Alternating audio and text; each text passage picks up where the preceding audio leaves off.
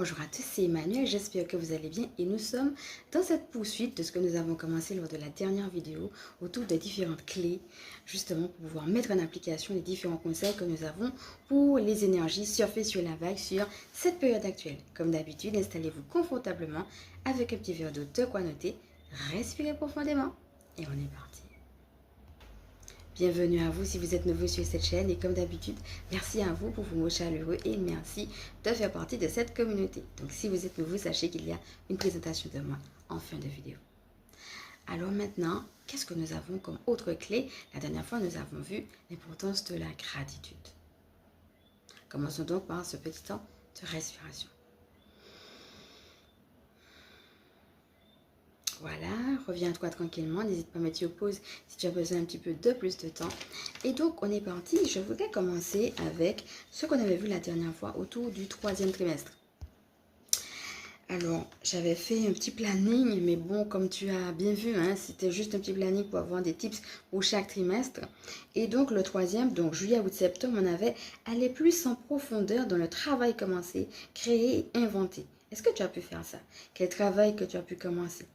Qu'est-ce que tu as pu créer, qu'est-ce que tu as pu inventer depuis ce travail-là. Voilà. Je vais t'inviter à respirer déjà avec ça et puis on va revenir sur le 4e trimestre, celui qui nous intéresse, c'est-à-dire octobre, novembre, décembre, puisque on est en plein au mois de décembre.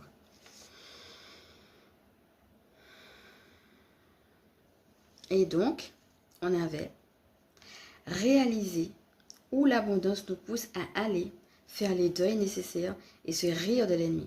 Réaliser qu'à partir du mal, il y a toujours aussi moyen d'inventer quelque chose. Là encore, quelle est ton abondance du moment? Quels sont les deuils nécessaires et comment tu les as passés? Ou bien peut-être que tu es en train de les passer. Et puis, est-ce que tu as pu voir l'ennemi ou les ennemis? Quelle situation, éventuellement quelles personnes, parfois quelles entités?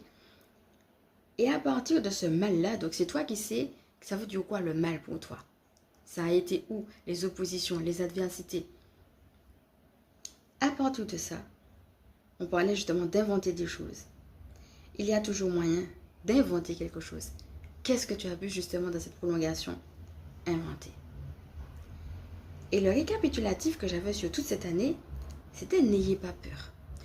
Comme je suis déjà avec toi là, en fin d'année, en décembre, je vais rajouter aussi cette question. Est-ce que tu as vu, au cours de l'année, qui a pu avoir des zones de peur, mais comment tu as pu appliquer cette phrase? N'ayez pas peur. C'est la phrase qu'on a vue aussi pour l'année. Là encore, je vais t'inviter à respirer profondément et comme d'habitude, tu pourras mettre sur pause, prendre des notes, etc. Revenir sur les